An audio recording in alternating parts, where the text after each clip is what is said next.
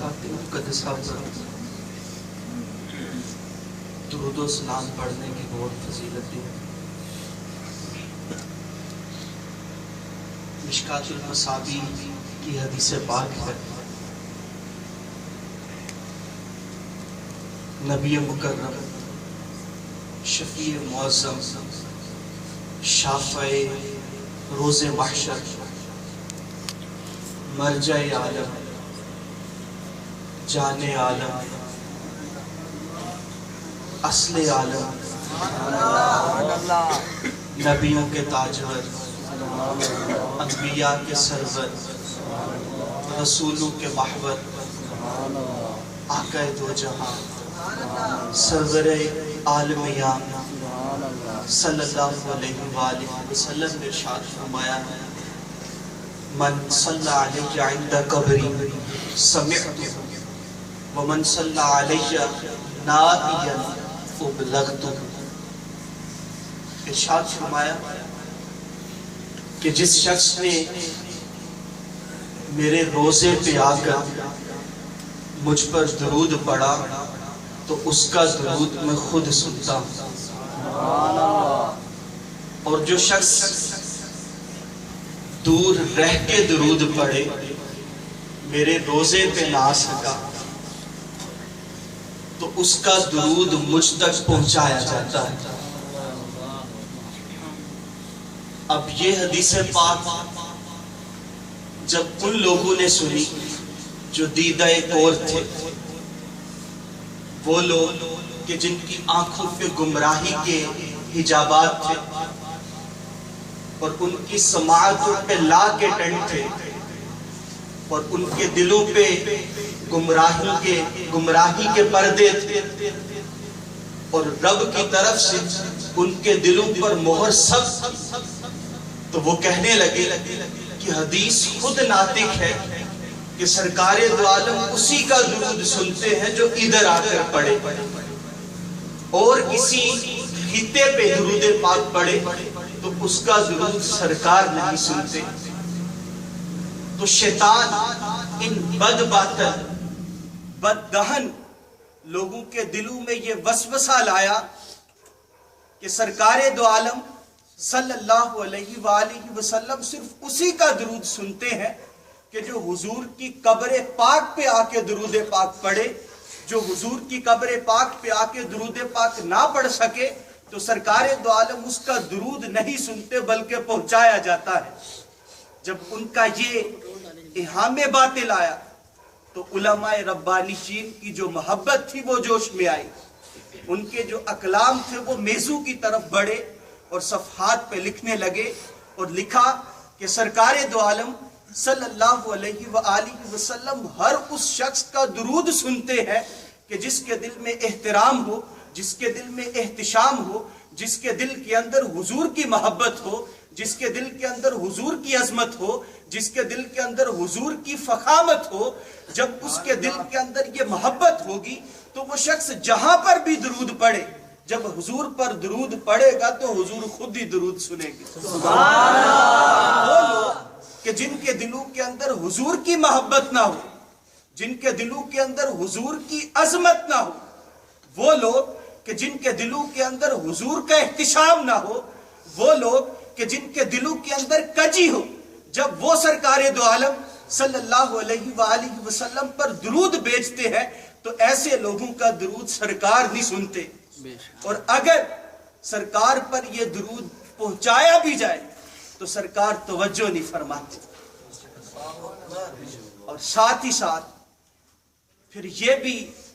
ان لوگوں کے دلوں کے اندر اہام باطل آیا، اور اس وسوسے نے ان کے دلوں میں قرار پکڑا کہ حضور درود تو سنتے ہیں، جو دور سے درود پڑھتا ہے حضور اس کا درود سنتے ہیں، لیکن یہ تب تھا کہ جب حضور صلی اللہ علیہ وسلم خود زندہ تھے، آپ نے وصال نہیں فرمایا تھا، تب حضور خود درود سنتے تھے۔ جب یہ اس وسوسے نے سر اٹھایا، جب ان کے دلوں کی جو خباثت تھی ان لوگوں کے دلوں کی، جب وہ ان کے منہ پہ آئی تو وہ لوگ کہ جو حضور سے والہانہ پیار کرتے تھے، وہ لوگ کہ جو حضور سے وارفتگی کی حد تک محبت کیا کرتے تھے، وہ اٹھے اور لکھنے لگے۔ امام اہل سنت امام احمد رضا خان علیہ رحمت الرحمن نے ان عبارتوں کو اپنے فتاوی میں نقل کیا۔ چنانچہ امام محمد بن الحاج المدخل کے اندر رقم 83 ہے، آپ لکھتے ہیں لا فرق بین حیاتہ لا فرق بین موتہ و حیاتہ فی مشاہدتہ لامتہ و معرفتہ باحوالہم و نجاتہم و عزائمہم و خواترہم وذالک عندہ جلیش۔ یہ رقم 83 فرماتے ہیں سرکار دو عالم صلی اللہ علیہ وآلہ وسلم جس طرح وصال ظاہری سے پہلے اپنے ایک ایک امتی کا مشاہدہ کیا کرتے تھے، اپنے امتیوں کے احوال سے باخبر تھے، اپنے امتیوں کے عزائم سے باخبر تھے، اپنے امتیوں کی نجتوں سے باخبر تھے، اپنے امتی کے خواتر سے باخبر تھے، تو سرکار دو عالم صلی اللہ علیہ وسلم وصال ظاہری کے بعد بھی اسی طرح باخبر ہے۔ اب اسی عبارت کو لیا جائے تو الفاظ کا انتخاب ایسا ہے کہ جو محبت کی طرف مشیر ہے، جو اہل محبت ہے ان کی محبت کو اجاگر کرتا ہے۔ یہ جو الفاظ استعمال کر رہے ہیں، فرمایا مشاہدہ، اور اس کے بعد ارشاد فرمایا معرفت۔ مشاہدہ ہمیشہ اسی چیز کا ہوتا ہے کہ جو سامنے جو حاضر، مشاہدہ کے لیے حضور شرط ہے۔ اور پھر فرمایا معرفت۔ معرفت کا لفظ اس وقت استعمال کیا جاتا ہے کہ جب چند اشیاء اور ان اشیاء کو ایک ایک کر کے ان ڈیٹیل جانا جائے تو وہاں پہ بولتے معرفت، انا عارف۔ تو انہوں نے جو صاحب محبت تھے یہ لکھتے ہیں کہ سرکار دو عالم صلی اللہ علیہ وآلہ وسلم کی وہ ذات مقدسہ ہے، وہ رفیع الشان ذات ہے، وہ رفیع المحل ذات ہے، ایسی ذات ہے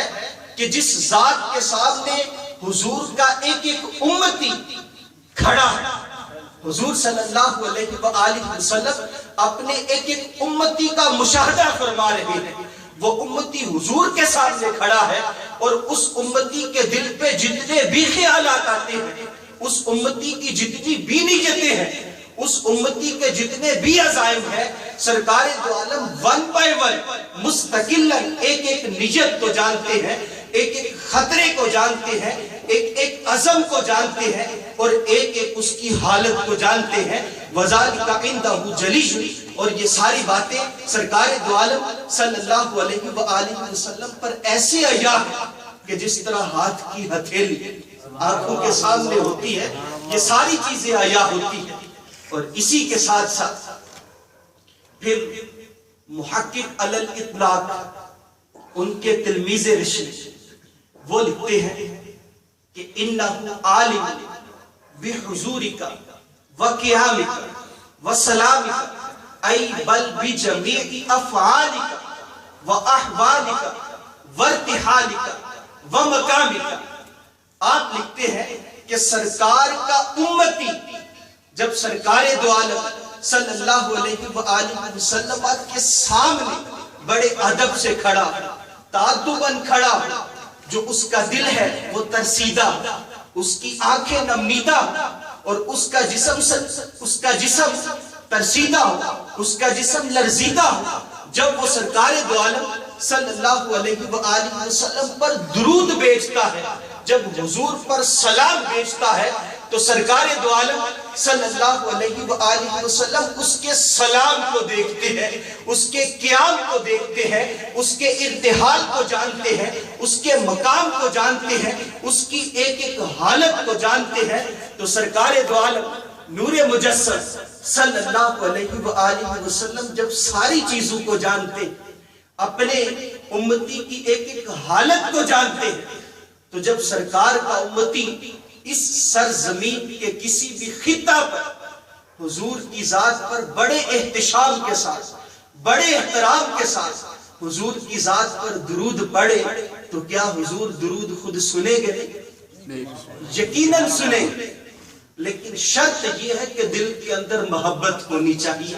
اور ایک جگہ پہ تو خود سرکار نے بھی صراحتاً اسی حدیث کی وضاحت فرما دی, انا اسمع الصلاۃ اہل محبتی واعرفهم, کہ میں انہی لوگوں کا درود سماعت کرتا ہوں جو لوگ محبت سے پڑھتے ہیں, جو لوگ احترام سے پڑھتے ہیں, جن کے دلوں کے اندر عظمت ہو, جن کے قلوب و اذہان حضور کی رفعت سے معمور. حضور درود انہی کا سنتے ہیں, انہی کا جواب دیتے ہیں, انہی کو جانتے ہیں. اور جو لوگ ایسے نہیں, وہ حضور کی بارگاہ سے ہمیشہ مردود رہے اور ہمیشہ رہے. اور یہ وہی لوگ ہوتے ہیں جو منکر ہوتے ہیں, یہ وہی لوگ ہوتے ہیں جو مبتل ہوتے ہیں. تو لہٰذا بڑے احترام کے ساتھ, بڑے عشق و محبت کے ساتھ حضور کی ذات مقدسہ صلی اللہ علیہ وآلہ وسلم کی ذات ستودہ صفات پر ایک دفعہ درود پاک کے گجرے نشاور کیجیے. اللہم صلی علی سیدنا مولانا محمد معدن الجود والکرم وآلہ وبارک وسلم. یاد سرکار نے کیا لطف روا رکھا ہے. ایک مدینہ میرے سینے میں بسا رکھا ہے. سیل اعلی مجھے کب کا بہا لے جا, میری بگڑی کو شہ دین بنا رکھا ہے. ناز کرتے ہیں سرے عرش فرشتے اس پر, ناز کرتے ہیں سرے عرش فرشتے اس پر,